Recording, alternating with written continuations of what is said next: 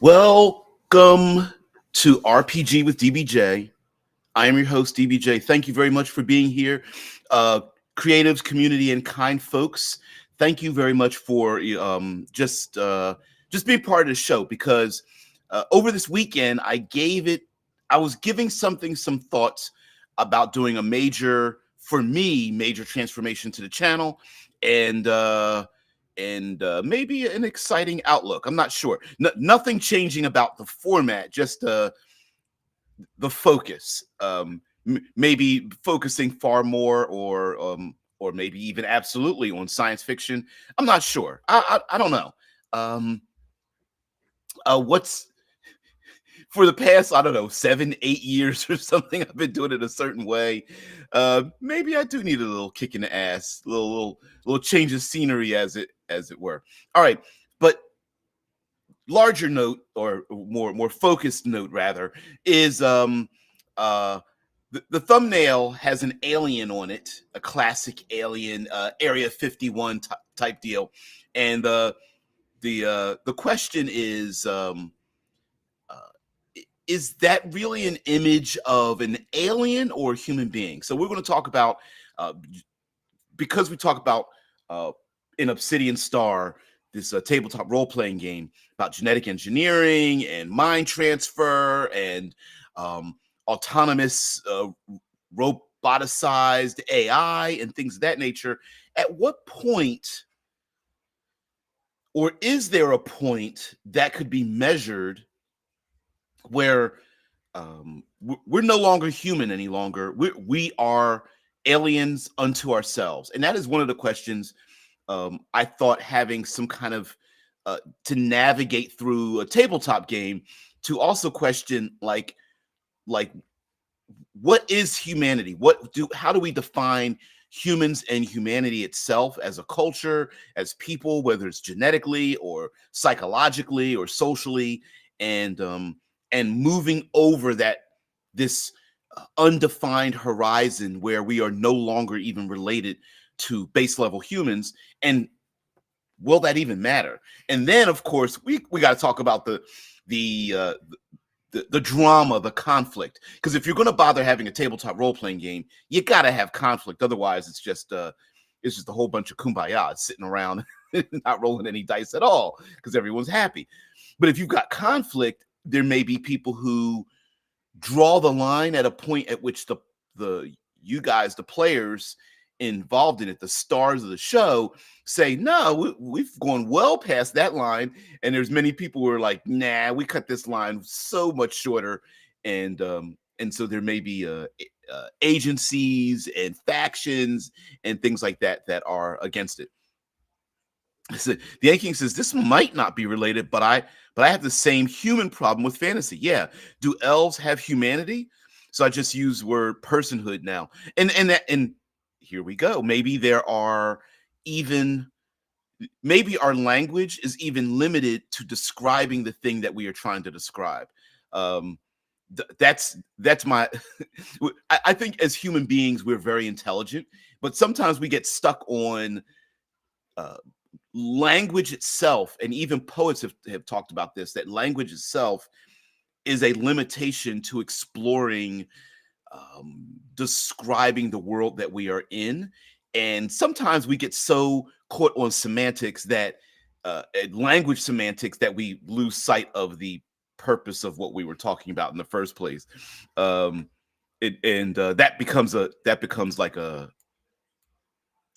divergent from the argument in the first, as well. But I'll also get the semantic issue. I bring that up a lot because I get frustrated because I'm like, that's not what we're talking about.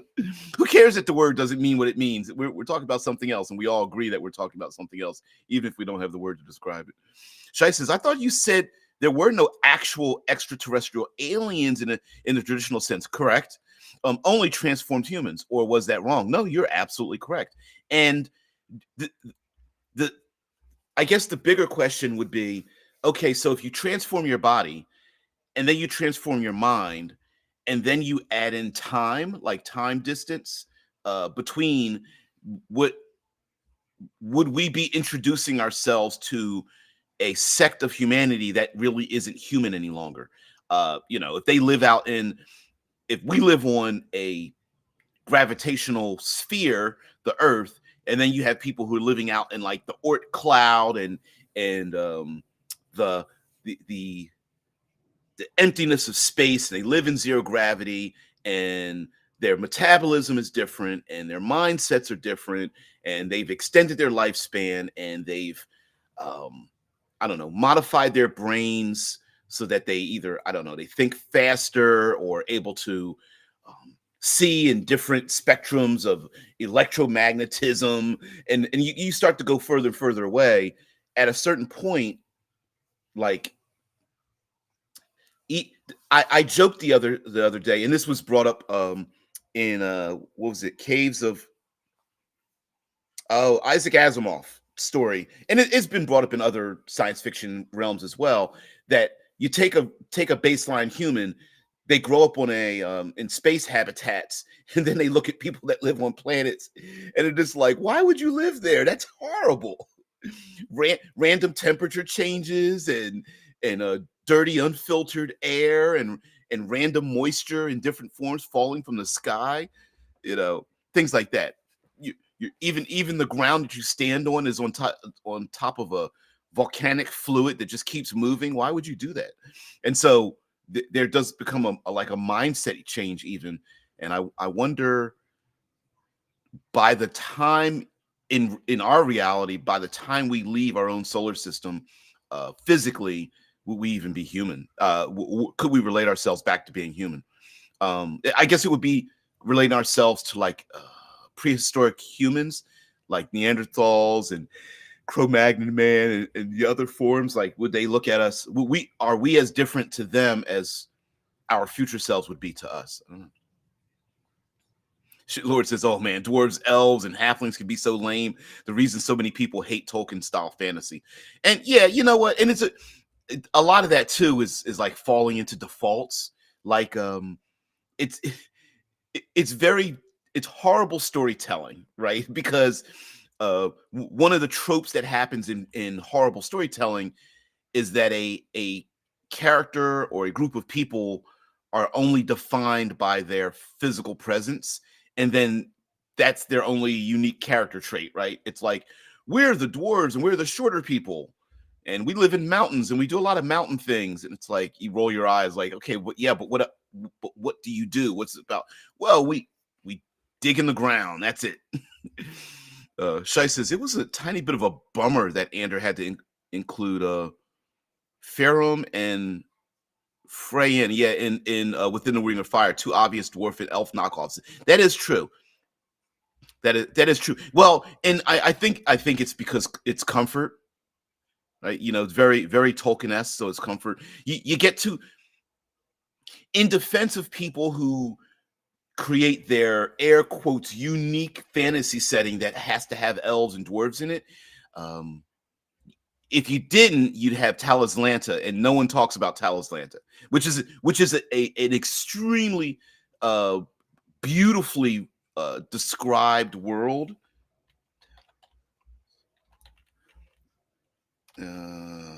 Let's see if we can find some images here. For those who don't know, there is a role-playing game known as Talislanta, and Talislanta is, I mean, it's been around early 80s, and it is a game that it has no humans in it and no obvious Tolkien races in it at all. So, yep. Obsidian does take place all within our solar system, right? Yes, it takes place within no further than the Oort cloud. So the Kuiper belt is kind of like bordered by Pluto and Charon or Charon, or however you prefer to pronounce the two planets, planetoids or whatever. And that's the Kuiper end of the Kuiper belt, and then beyond that is the Oort cloud, but nothing beyond that. Nope. Shai says, I do think humans would have to transform or evolve. I agree. To survive years in weightlessness. Astronauts atrophy so fast in space, and they're the fittest of the fit. Yep.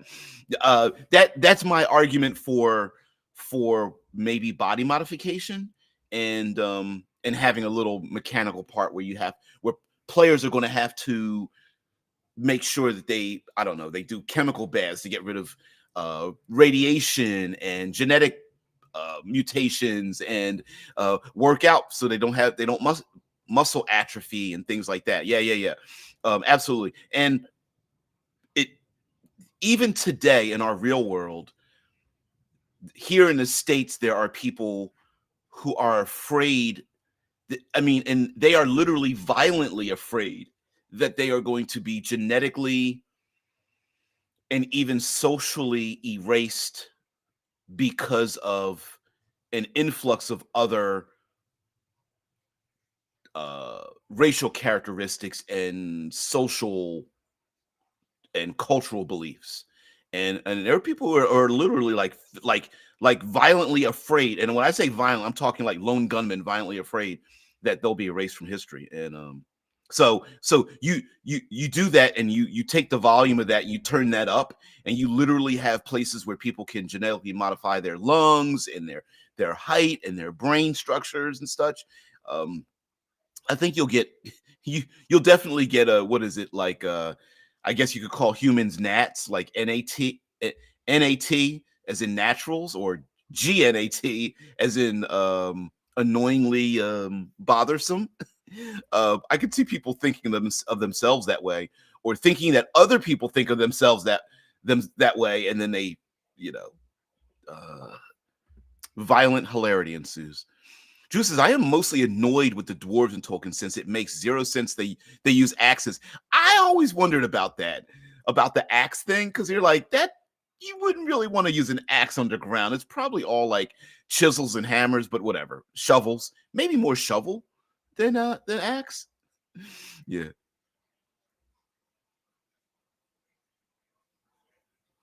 I hear you, Shice. He's like, well, the Farum, you basically like the ferrum, as in like ferrous metals, and the Freyin, which is more like a permutation of like fey creatures.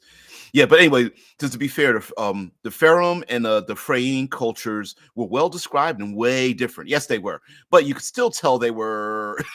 Yes, I know. Variations of dwarves and elves. I get it. I do get it.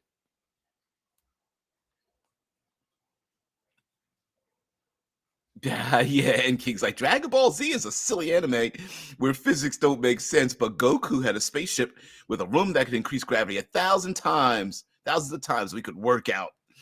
Yeah, it's not necessarily Dragon Ball Z. Oh man, I it just it's very funny. It actually came out slightly after my time, so I never got into like the whole Dragon Ball Z era. But I think it's funny. I think it's fun. Yeah, Shai says, I think our legs and bones would be all be different. Our human form is useless in space. It actually is quite useless. Yeah, more of a drawback than a benefit. It would be better to be a sphere or a blob, don't you think? I wondered about that. Like, would we just, starfish shaped? I don't know. Our arms and legs probably would. I mean, are either that, or maybe more like a monkey simian shaped bodies, very contortional hands. Instead of classic feet, we'd have hands. Maybe we should like have more than two sets of arms or something, or a tail. Some think that maybe we should have had a tail. I don't know. Yeah, pickaxes, Drew's like, yeah, pickaxes absolutely as well.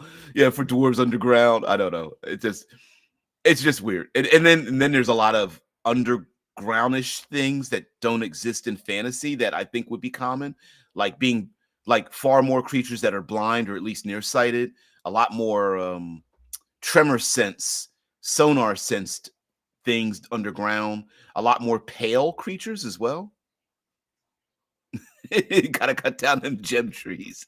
So silly. But yeah, side note, yeah, Talislanta. Sorry, got this image up here. Talislanta is an old game known for not having any. there are all humanoid races, but there are no human races. And let's go to the Wikipedia. Let's see if it says any describes anything that I'm talking about here. Um, Fantasy role-playing game published by Bard Games in 1987 that forgoes many of the tropes used by popular games of the genre in favor of a unique world and many new game mechanisms. There have been 6 different English language editions and several foreign language editions published. The game is set in Talislanta, a continent on the world of Archarius. Arcarius. Magic is common and has reached a high level of technology. Let's see. In the first to fourth editions, characters are essentially pre-generated with over 80 character types defined by race, nationality, ability score, skills, equipment, and background. Players pick the type of character they wish to play, then individualize it by increasing one ability by 3 points, decreasing one ability by 1 point, and adding an additional skill. Let's see. Who's the current publishers? Bard Games, Everything Epic, Wizards of the Coast, Shooting Iron, Morgan Press, and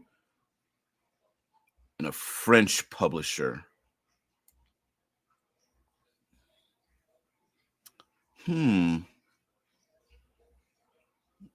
Different editions. 5th edition. In 2006, Morgan Press announced the upcoming release of its 5th edition. Okay. D20 system.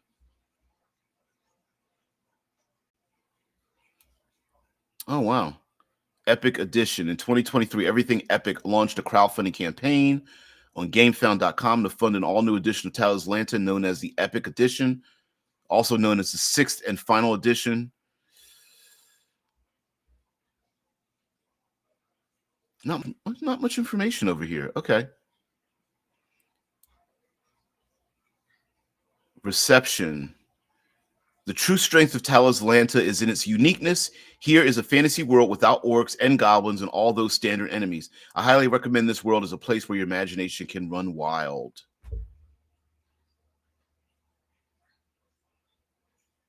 Hmm.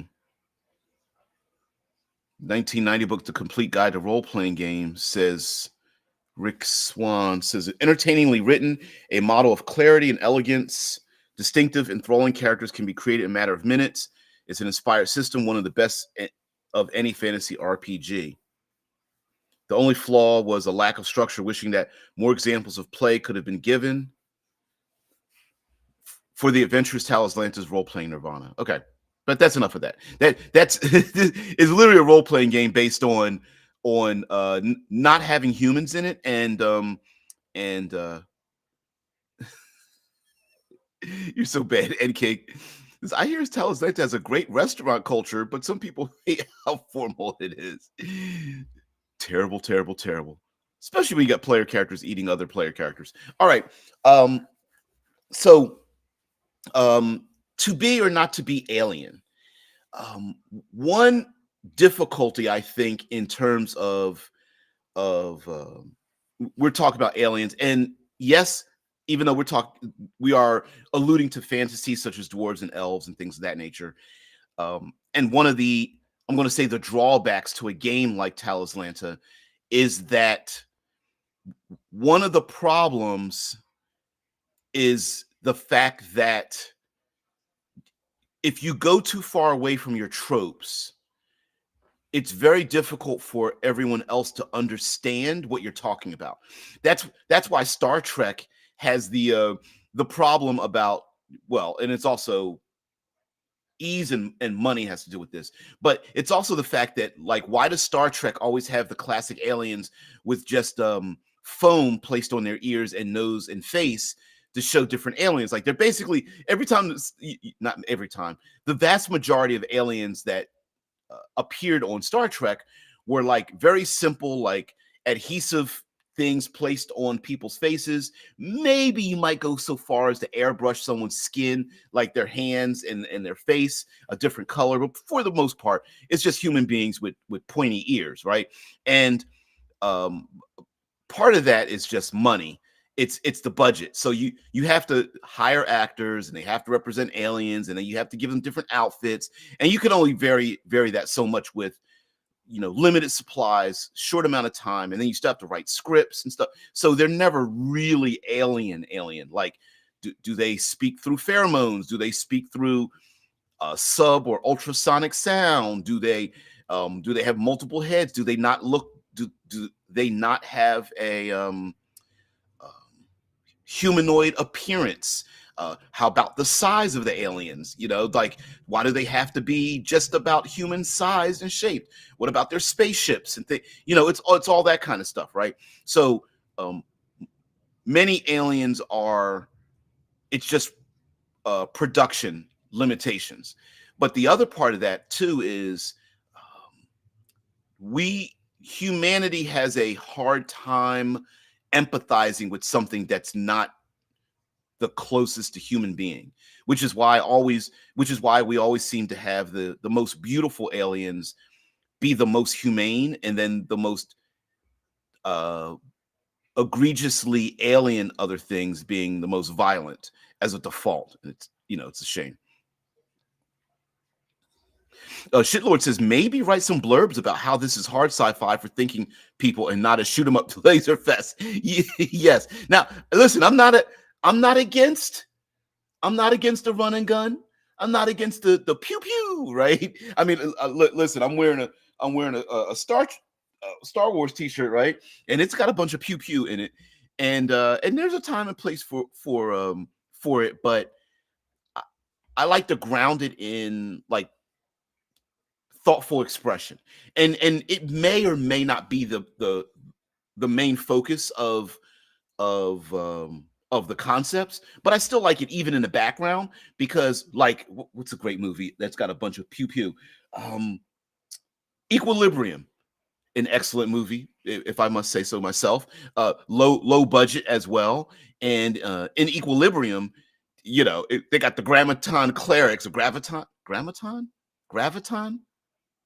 I think it's Grammaton.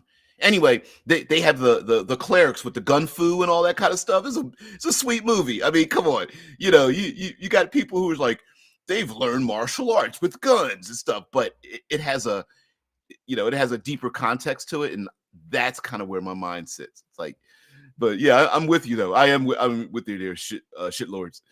Yeah, Drew says Star Trek is mostly concerned with the human condition. That is why Star Trek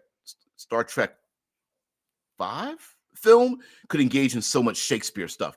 Yeah, and Star Trek. Listen, I'm a poly sci-fiist. Like, I don't swear by Star Trek or Star Wars, at all. I'm with both, and I love the fact that they're different. And one side note, one of the things that pisses me off a little bit about non-Star Trek people is they argue that the world of Star Trek, the Federation, couldn't exist. And my opinion is it's not supposed to be realistic. It's a utopia. It's utopia. We as humanity, utopia, going out into the wider world, and then we get to explore our modern day through the lens of other alien species. So yes, the Federation would not exist on purpose. It's a utopia.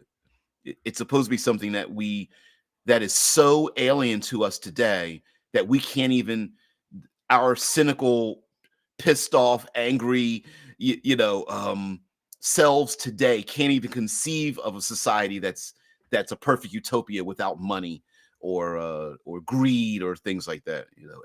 Everyone's fed. Everyone, really?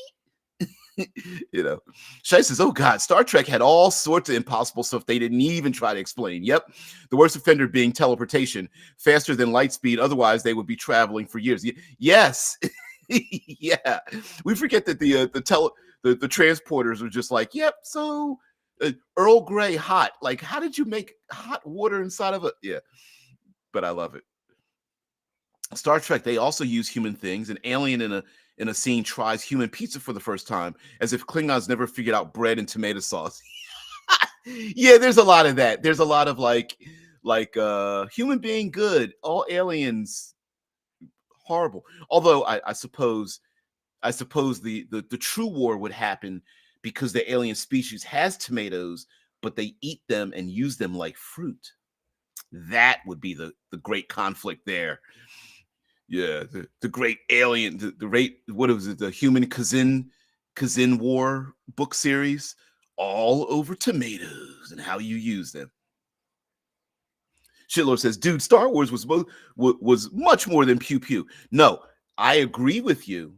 I think it devolved down to pew pew. If that makes sense. I don't know. That sounds horrible the way I said it, but I think it's devolved to that. Let's put it that way. Uh, there's so much more in Star Wars that's just like, by their own creators, they just kind of overlook it, and you're just like, really? It's right there on the page. It's about good and evil and corruption, and yeah.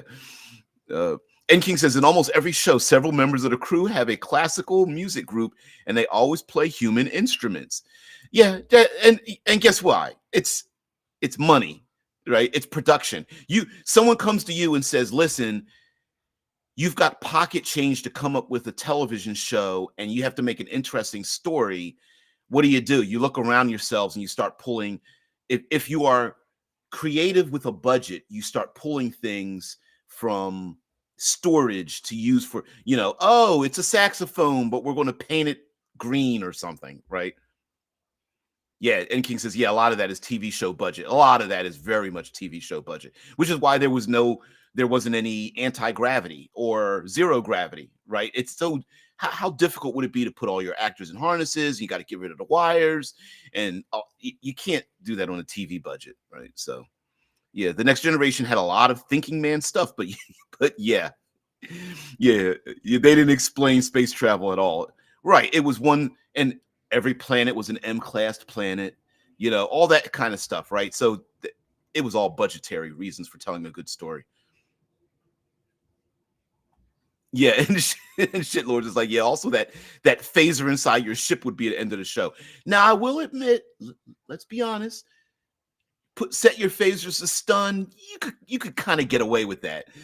But yeah, but shooting high energy weapons inside of a starship that's not good. You don't want to start punching holes in things and damaging all your sensitive electronics with, like, let's fire another high energy beam, multiple energy beams inside of starships. Yeah. He says, all right, this is a Star Trek stream now. I don't know. We can get past that. Yeah. Yeah. Alien instruments would almost certainly have to be unimaginable. Yep. Now, well, Star Trek does have a little bit to do with what I'm talking about, in the sense of what how do we classify something as being alien? And if we take if we are nats, if we're natural born, and then we start to have classifications of people being um, existing with different genetic modifications, different mental modifications, and things of that nature, at a certain point, will humanity be left behind? Meaning, like, even our physical human form is a detriment to us exploring the universe, when a full crew of artificially constructed people with human brains downloaded into their bodies, with storage mechanisms, and then being compacted and then sent off into space at, I don't know, 0.01%, a relativistic light speed, because we don't have to worry about humans turning into mush. When they arrive at the other planets and meet other alien species, if they even exist, they're not going to recognize us, right? When the aliens meet the robots that end up on the other end, and those robots are like, oh, this isn't what we normally look like. Here's some images. Those aliens might be looking at them and go, oh yeah, we don't look like this either. Yeah, we are travelers through space, but that's not what we look like. We actually look like these other things. We've just modified our bodies, and that would be pretty interesting. Like Shice is like, no, this is a stream where we list all the ways Obsidian is a superior setting to Star Trek. Yeah, yeah, maybe. No, I don't think so. Drew says we have to fight it out. What is better, Star Trek or Star Wars? Yeah, Star War. We're talking about Star War.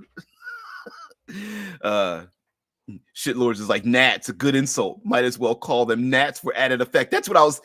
That kind of went through my mind, right? Just other people calling them gnats because they're like, yeah, my body's been modified for 0G. You friggin' gnat, you know. Heck, that. Oh, one of my favorite movies of all time is a speculative fiction movie, noir movie called Gattaca, and in Gattaca, there's one our Ethan Hawke plays one of our main characters who technically would be a gnat. He was a natural born gat, and in it, when he's born as a little baby crying in the crib, they're at the medical center, and the dad hears the medical doctor starts reading off all of the what would you call that, percentage problems their child will have in the future. And they're going like, oh, he's a 38% chance of suffering heart disease, and oh, there's a 97% chance he'll die at age 32. And the dad is just like, whoo. So then their next kid, 2 years younger, is genetically modified when they go to the doctor's office, and he's like, well, is this child going to be our son? And the doctor's like, no, no, no, no, don't worry, it'll be the best of you, right? We're going to get rid of them needing high eyeglasses, and we'll genetically modify them so that they have a higher height, and we want them to have good looks, right? All that kind of stuff. And in the movie Gattaca, there is a two-tier structure.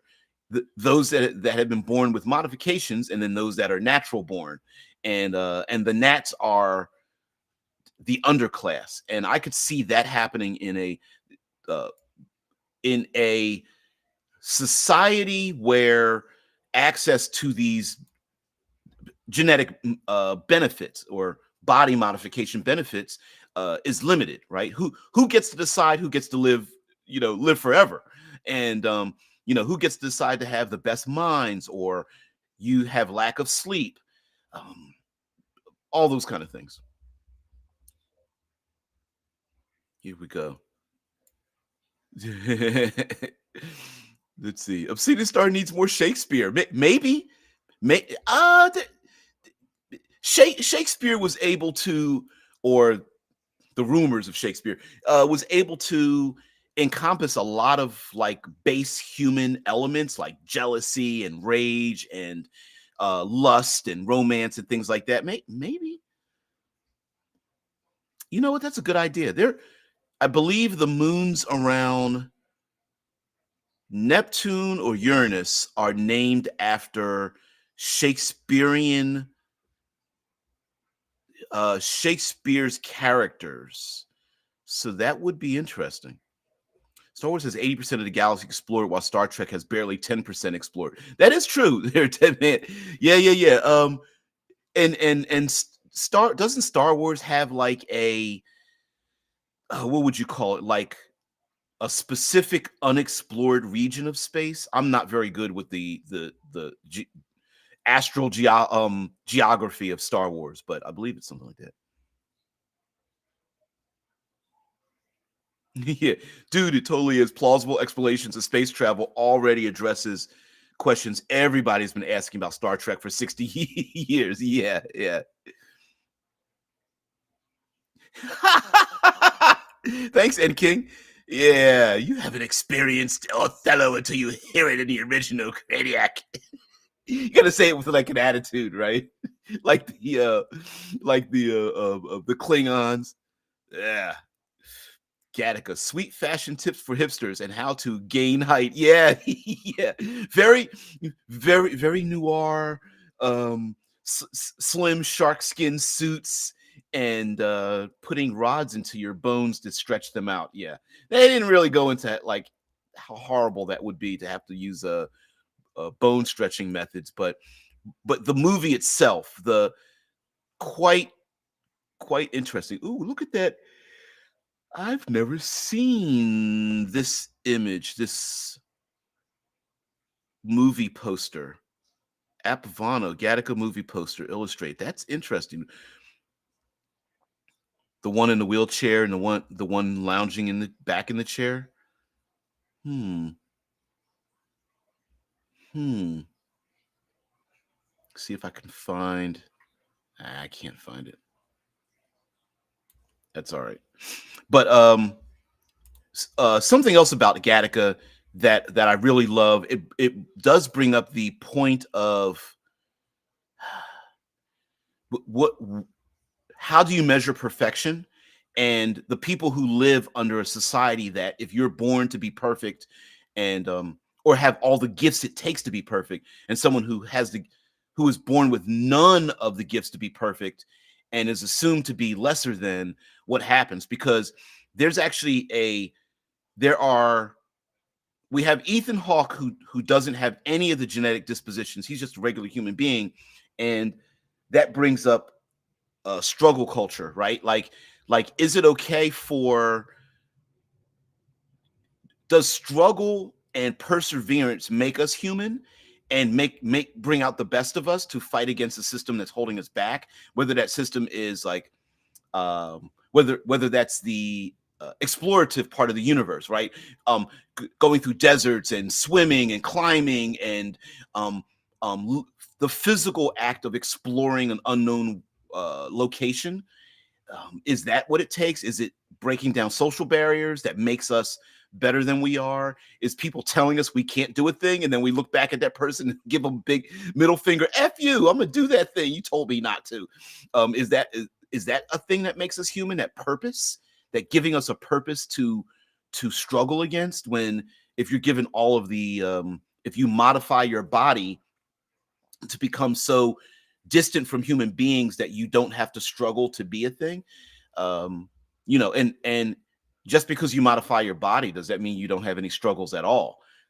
That's also a question. But there's a third character in Gattaca that they don't focus on too much, and the spoiler alert, our main character is hiding from a detective who happens to become you end up finding out that that's his brother.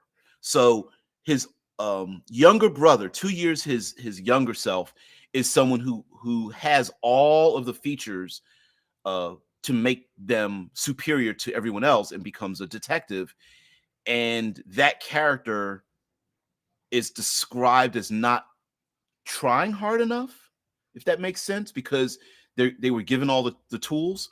And so that's also a possibility. Like today, there are many people who modify our bodies. We have the ability to modify our bodies so we don't have to struggle with like weight loss and exercising and things like that. But is that shortcut a good idea or not? Yeah, if you put an AI or an android in a spacesuit, that's basically a starship. That's very true.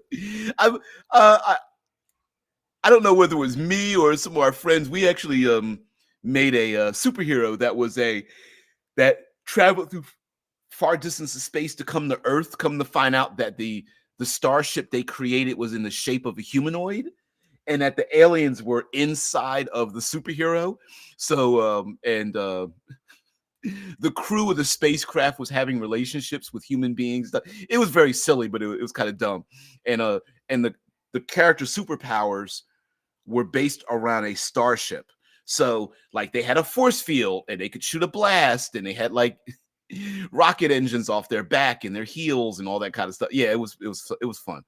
It was very funny with the crew of the ship. Like, should we be deceiving the human? No, let's engage in this romantic conquest and see and record the foundings. And then some members of the crew were just like, I'm falling in love with this person. Yeah, it was very dumb. Deadman says, quote, at the end of the time of the galactic civil war, the unknown regions, yes, were regarded as an unexplored region that was separated from the galaxy by a labyrinth of solar storms and other navigational hazards. I love stuff like that. Yeah, the unexplored regions was the the described location in Star Wars, if I'm not mistaken. Yep. So thank you very much there, Deadman. Shai says, what are some examples of the baggage you get from augmentation or transformation? So, um, For those who do not know, in Obsidian Star there is a mechanical mechanism called baggage. Every character has let's use some terminology. Every character has pockets. Those pockets are going to be filled with your gear and your baggage. All your gear is all your good stuff. So you have physical gear, weapons, equipment, spacesuits, communication, money, whatever. You stick that stuff in your pockets. That's all your gear. That's all your good stuff. Um, Good things are also mental and social. So it is all of your knowledge, all of your expertise. Those are all of your physical benefits for the body that you are in. So if you are a cyborg and you have a mechanical arm or a hidden weapon inside of the forearm of your mechanical arm, if you're an alien adapted to zero G, you have you could see in the infrared or ultraviolet spectrum with your eyes or whatever, all that kind of stuff. That's all your good stuff. Um, your baggage are all your negative traits, and you gain baggage physically by being blinded, broken leg, irradiated, that kind of thing. And then you get baggage from social and psychological issues. And so psychologically, if your character is killed and you die, you can come back. You can come back through a from a copy of your brain somewhere else, and that zipper gets put into another jacket. Uh, your own teammates could recover your zipper from your dead body or destroyed body, a mechanical body, and then recover it, and then take that, and then have that downloaded / zipped into another body. Uh, you might have some issues, and so when this happens over and over and over again, you will acquire baggage, and that baggage will fill your pockets. And baggage, once your pockets are full, that baggage always temporarily eliminates some of your gear. And so some of the issues might be hallucinations, forgetfulness. Um, you you can gain baggage through events that your character has done that you do not remember. So maybe you come back after 3 weeks, 3 weeks of your memory are gone. So some baggage could be wanted by the authorities, blamed for a murder, a debt to a crime lord. So that kind of thing can happen to your character because you don't remember what happened the 3 weeks that from downtime that you had for your character. Mind you, this is all narrative. So if during PCs go into abandoned spaceship, fight off some Lovecraftian horror because an AI system was a paperclip optimizer or something like that, right? And one or two player characters die, their zippers are taken and then uploaded into another jacket. Then the whole idea that you're being hunted by a crime lord doesn't matter, right? It wouldn't fit. It doesn't make narrative sense. So as a feature of the game, you can decide what kind of baggage your character acquires. So there is that. It's like, no, you're going to have a negative aspect, but here's the thing: you get to choose what your negative aspect is. And for the most part, listen, if you really took an assessment of, if I was a game master and I told you had a negative trait, I'm punishing you for some action, or a player character decides, I bet the percentage is a high 70 to 80%. Most players will punish themselves harsher than any game master or spiral would do that to the player. It's a strange feature, but players tend to do that. So yeah, those are some examples. The Fall, a video game about piloting a survival suit that fell from the sky and has to pilot itself around, solving issues that inhibit its advancement. That actually wouldn't. Is that a real thing? I don't remember. The Fall.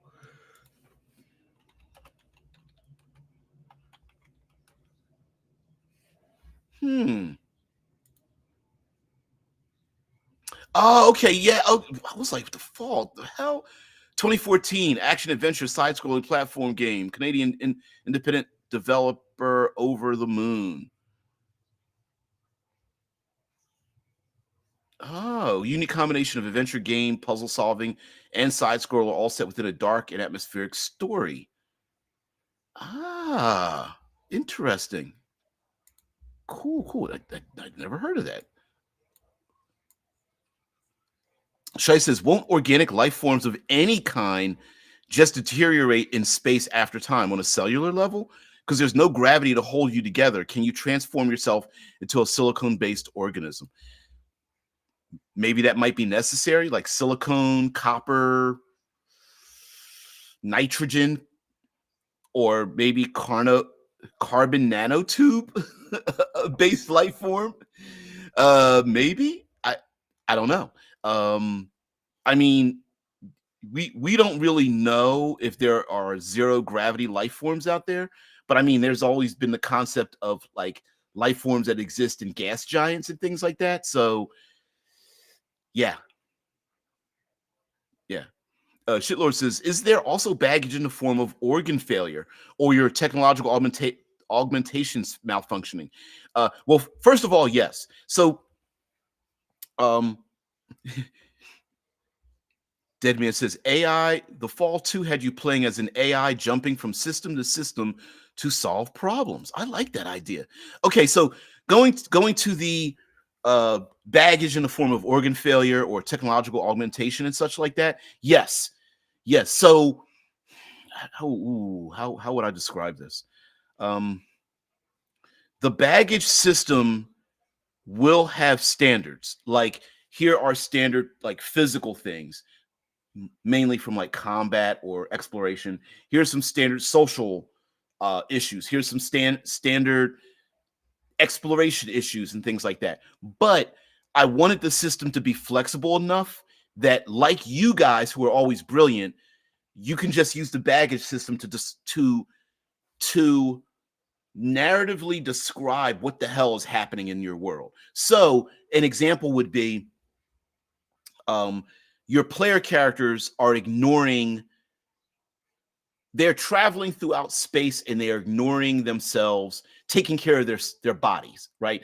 They're not eating, drinking, sleeping, um, uh, getting rid of the radiations and mutations and things like that inside their body. And you are running the game, and you're like, all right, guys, I've already warned you that deep space travel has many hazards, including living in zero G and atrophying muscles.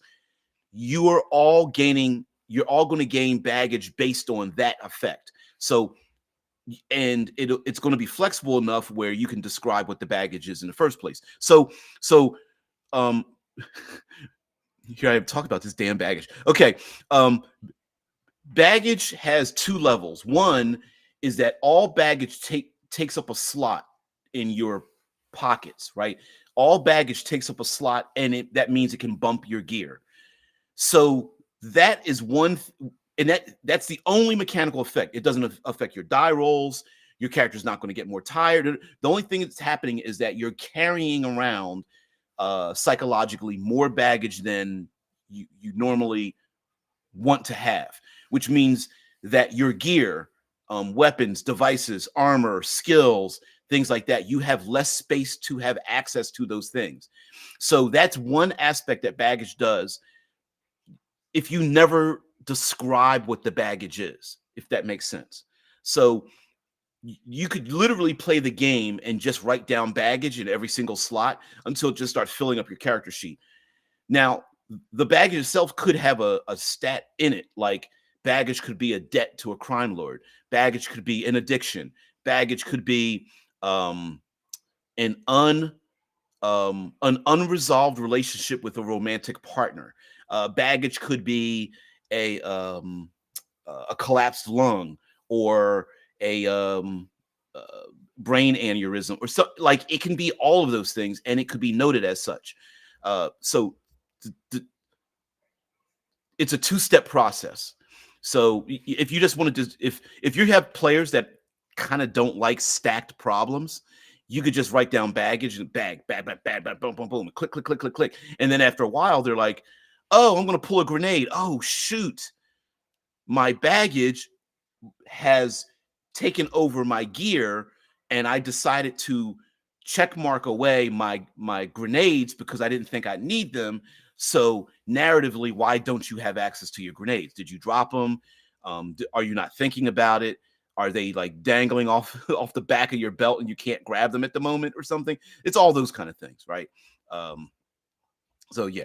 Says Shitlord says, can we do an episode where we talk about ways to promote Obsidian, organic promotion to from a potential for real people? We could.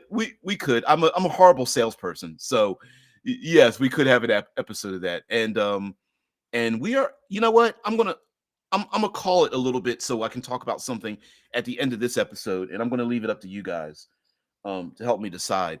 And Dead Man, please, because I can while I have this conversation, Dead Man, I think I can almost see you cussing at me on your keyboard, which I hope you are doing, which is I wonder, would you, so much of science fiction is part of like my soul. Like I love it. I love all aspects of it. The good, the bad, the ugly. I've got a ton of science fiction role-playing games sitting in the back, right? Grenades I used to blow my baggage away. Yeah, there's a little bit of that too. Yeah. You're like, yeah, I'm gonna use a grenade to blow that shit away. Yeah. So should I turn the channel? Because I could literally change the title of this channel to Obsidian Star. Like, forget the RPG with DBJ and the allusions to fantasy gaming and things like that. Like, we could become our own little niche in the community and just focus straight up on like science fiction, maybe a little bit of modern gaming. But we talk science fiction all the time. The speculation, the speculative part of science fiction that I love, the challenging what we consider to be normal in our society and role playing, and bumping heads against that and going like, well, no, we can actually think about this in a much different manner. And I love challenging our preconceptions about a thing. And so I'm literally thinking of imagining turning the channel and calling the channel Obsidian Star while working on this game, which I have to upload it anyway. I, I I bit off a little bit more than I can chew, but only because there's going to be a plain text version of the rules, and then I have to copy and paste them onto a my Canva document. So I'm doing both, and it looks a little ugly. Shai says, yeah, I've been thinking about that too, because a little anticipation is important, because it would suck if this game came out and nobody even knew about it. Maybe just a few 10-minute videos. Yeah. I should do like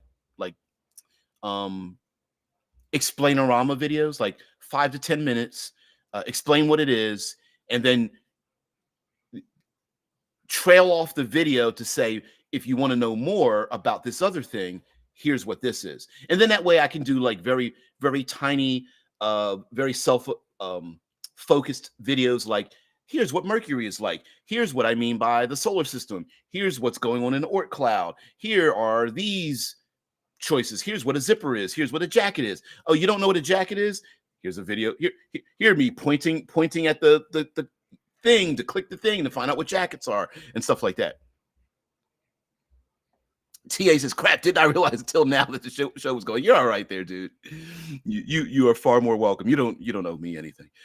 The Yen King says, since everybody's basically human and there's lots of body swapping, is there any system for combining races, like being a Craniac Beastman? Oh, yeah, mansplaining. That's horrible. Thank you there, Drew. Yeah. Hey, Drew, at the end of every video, I'm going to have to speak slower and louder. Oh, shit. So the Yen King, you bring up a good point. And thank you very much for noticing this. So you said, so is there any system for combining the two together? Yes, because character advancement is +1, add 1, change 1. So you get to add a +1, a numerical value, +1 to something. You get to add a feature to your character that you don't normally have, usually based on what your characters have already been doing. And then you get to change one. Maybe you change you used to be a high class oligarch in a space station around Mars, but you left that high class society to become a pirate and be a freebooter. So maybe you want to change one, which is I'm going to change my etiquette skill because I really don't use that and I left that behind. But now I want like a underworld skill or like a black market skill or something like that. So you get to plus one, add one, change one. Character creation, each of the choices, like if you want to be like a Craniac Beastman, a Beastman is literally how you, when you pick that, you get a plus one, add one, change one. so yes, so during character advancement, you could start to mix and match them. So yes, that's a real thing. I didn't want that. At first I was like, well, how about let's like do like a multi-classing thing? And I went, no. I'm gonna let players figure that out on their own. So you already figured it out. I wasn't going to say anything about it, but yeah, that's exactly how I did it. I'll show it to you in a minute. Changing this channel to pure Obsidian would be sweet and probably essential. Your fantasy ideas are interesting, but D&D has been done to death and realistic hard sci-fi hasn't. I'm so with you there, shitlords, because okay, part of being a talking head is, despite doing, let's assume that I focus solely on fantasy. Part of it is it's not just saying what other people are saying, which I would be doing, but is my voice different than someone else's? It's like watching sports. Some sports commentators are more popular than others, and they're talking about the same sport, but what happens is some like the voice of prefer one voice over another. And so some voices are loud and boisterous, very opinionated. Other voices are very calming and soothing. Some voices are very short and sweet, getting to the point. Others are ramble on and on. I'm looking at me talking out the side of my neck. So there is that part of being a YouTuber and being on Twitch and things like that. So, but I'm seriously considering it. Yet, I mean, when I say seriously considering it, like I'm like, yeah, we could do that over here. Because listen, this channel isn't about me making money and all that kind of stuff. It's about just having fun. As has been pointed out by other people, you guys know that the way I talk and associate my interaction with you guys is as if you're sitting right in front of me. Like psychologically, that's what how I look at it. Like, hey, we're just sitting across the table. We're eating pizza. We maybe have a video game playing on in the background. We got a television go. We got books in front of us and dice, and we're writing things down. That's DBJ explaining. Yeah. TA says there is something I had not gotten to was hybrids of human alien cultures, but each alien race was better at one specific thing than believable. Yeah. The Volathians and their coding abilities ascending to a point of almost spirituality. Yeah. Deadman says start a second channel for Obsidian Star. I thought about that idea too, just creating a second channel. The hard part about that is I don't have a lot of time. Listen, I'm coming up with thumbnails like 15 minutes before the show starts just now, and I'm never on the Discord, which I should be. Literally, someone created a Discord channel just for my purposes, which I love, and I'm never there. I'm not appreciating what's given to me and been given to everyone else. I don't know about monitoring a second channel. Now, what I could do is split my daily stuff. So like the Monday through Friday, like I could split like Monday, Wednesdays, Fridays, or Obsidian Star channel, and then the other. I could do that, but I don't know. That means less. That means less promotion to one. I don't know. Maybe. I don't know. Still thinking about it. TA says their maze was split in two, requiring through space travel, unlike just driving through portals. Oh. Yeah, I agree with you, N King. Yeah, D&D is taking a pounding right now, but I don't think fantasy is ever going away. I think the biggest issue now is Fantasy D20 no longer belongs to WotC. It is literally legally in the common. It they no longer have a foothold over it, but it makes us feel horrible. It's a bad taste in our mouth to keep wanting to play 5th edition, even though it doesn't belong to them any longer.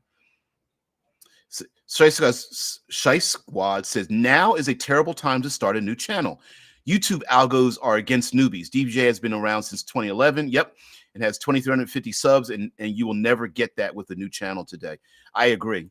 Unless I bought subs or something, and that sucks. I have things. I've got better things to spend with my money. I don't know, like food.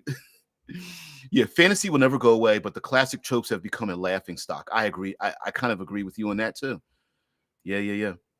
What do you mean? You're talking about the missteps of WotC and trying to grab the IP rights of makers who wrote modules and such or something?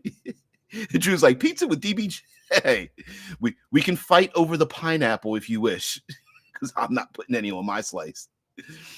Yeah, Shai says, yes, it's about having fun and not making money, but awareness. Yeah.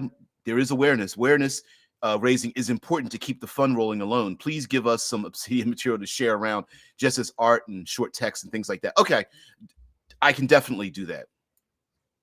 Yeah. Yeah, human specialty in the game was warfare and weapons. Oh, that's awesome. There was a tech that outstripped their tech, but they always found a way to win anyway. Yeah, that's a human norm, right? Yeah, WotC and D&D are on the way out. Fantasy is still running hard. Yeah, if you take a look at some Kickstarters, yeah, some indie games from Shadow Dark to the MCDM RPG to hell, even what's his name? Ben Milton's Questing Beast, Knave, and a bunch of other stuff. Hell's yeah. Yeah, it's because yeah, YouTube can tell if you buy subs. Yeah, that's just dumb.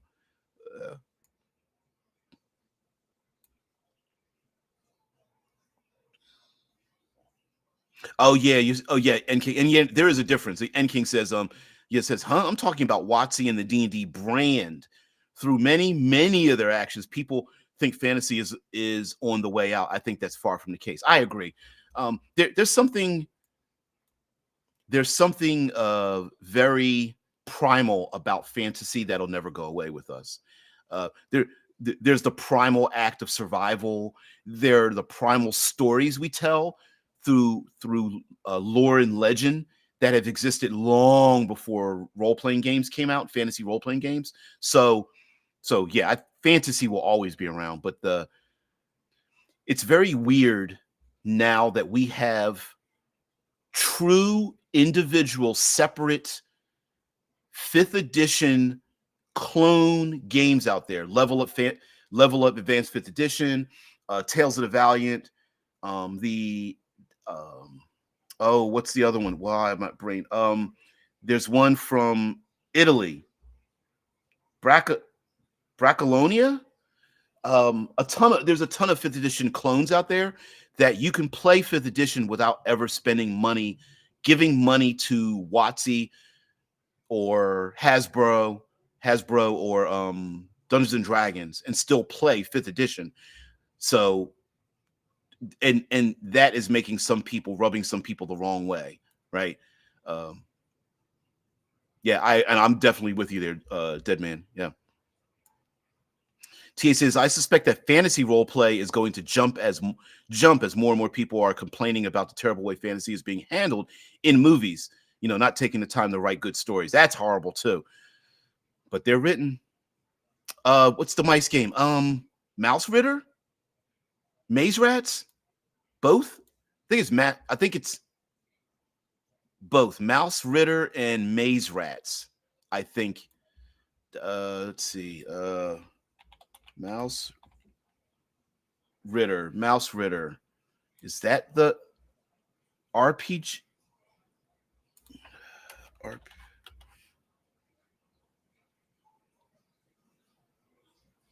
I think that's it. And then there's Maze Rats. Here's the video game. Yeah, yeah, yeah. It's one of those two. Before we get out of here. Basically fulfilling their need for good stories of fantasy by playing TTRPGs and such, since they are not feeling like they're getting it from various movies and TV shows anymore. The last good one is the House of the Dragon, I think, from its writing. Yeah, the dwarves, elves, halflings, orcs plus goblins kind of fantasy nowadays just makes people want to laugh or puke. Yeah, yeah, there's a bit of that. Yeah. Shay says, what would be a good way to brand Obsidian as hard sci-fi and distance yourself from Star Wars, Star Trek, 4K, and the usual stuff? Wow. Hmm. Um. Hmm.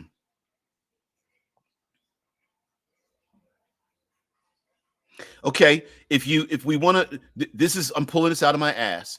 So it's called Obsidian Star. Maybe it's Obsidian Star. Um.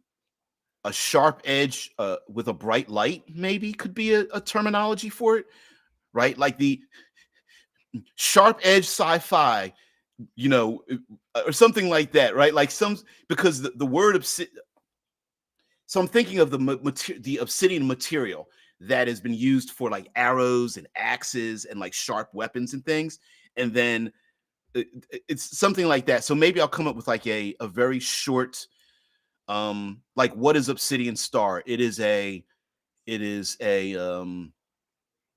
like hard edge sci-fi with a bright future or something like that. Maybe, some kind of some form of catchphrase elevator pitch to be used. Now, what I could do also is I could make the channel have a longer name and call it like, yeah. Getting a hard on with your city star strap on. That sounds a little bit, I don't know, the movie Seven to me, but oh shit. Thank you, Drew. Now I'm gonna have to poke my mind's eye out with that image. Yeah, sharp edge sounds good, or hard edge. Yeah, yeah, yeah, yeah, yeah. Something like that. Yeah, yes. You guys are hilarious. Oh shit. I love it. I love it. Yeah. Sharp edge or bright light. Yeah, sharp edge, bright light sounds good. Or hard edge for sci-fi. Yeah, for absorb embracing the hard sci-fi port. Man, okay. Seriously, Drew. Embracing the realistic true to life elements of science and making that part of our fiction. Woo. Damn it, trying to dodge around the words. Thank you so much. I'm gonna have to make a T-shirt about that and then send it to you. Make you wear it. You're so funny. I hear a high pitched noise. Hmm. Very strange. Okay. Um. One last thing. I could add Obsidian Star to the channel's name, making it I don't know, what do you call that? Like a subcategory, like DBJ, the Obsidian Star channel, or make one above the other, or something like that. Like how here in the States, all of the corporate entities are buying um owning the names and rights to stadiums, and they always put the product name first before the name of the stadium. It could be something like that. Yeah, a good catchphrase has got to be short. Yeah, absolutely. Yeah, hard edge, dark future, or bright future, hard edge, future for humanity, something like that. Yeah, yeah, yeah. I don't know if a bright light is actually. It's not okay. No, it's not a dark. It it isn't a dystopia in the sense of it's hopeless. It's a dystopia. Is a dystopian utopia in the sense that there is hope. It's that we're living through a dystopian age. So yeah, yeah. Obsidian Star with DBJ, maybe, maybe. I got to give it some thought. By the end of this week, I'll put out some nomenclature and things to share and things like that. Yeah, yeah, I'll do that. Um, What time is it? Ooh, it's getting late. All right, guys. Thank you very much. You've given me a lot to think about, and which means you've distracted me quite a bit because I normally try to my best to be focused, but my mind is reeling with so many ideas. I'm thinking of logos and catchphrases and um, um, small chunks of information for people to share with other places. And I would like to add with it, it's got to be something value added. So what I mean by that is I would love dark straps, hard stars. Yeah. Yeah. Oh man. All right, guys. Got to head off to work. It says, hope your next fraction of eternity gets off to a good start. I hope so too, and for all of you as well. Thank you very much for being part of the show and letting me just kibitz and ramble just a little bit. This episode was a little bit rambly. We'll talk about other deep science fiction concepts as well, but and also about where this channel is going to go. And you're absolutely invited along. Absolutely, positively. So anyway, guys, have a great one. It's funny. You put in aliens, let them invent their own pizza. Yeah, we put the toppings on the bottom, and we put the breaded crust on top. Yeah. Anyway, guys, have a great one and eat your alien pizza in peace.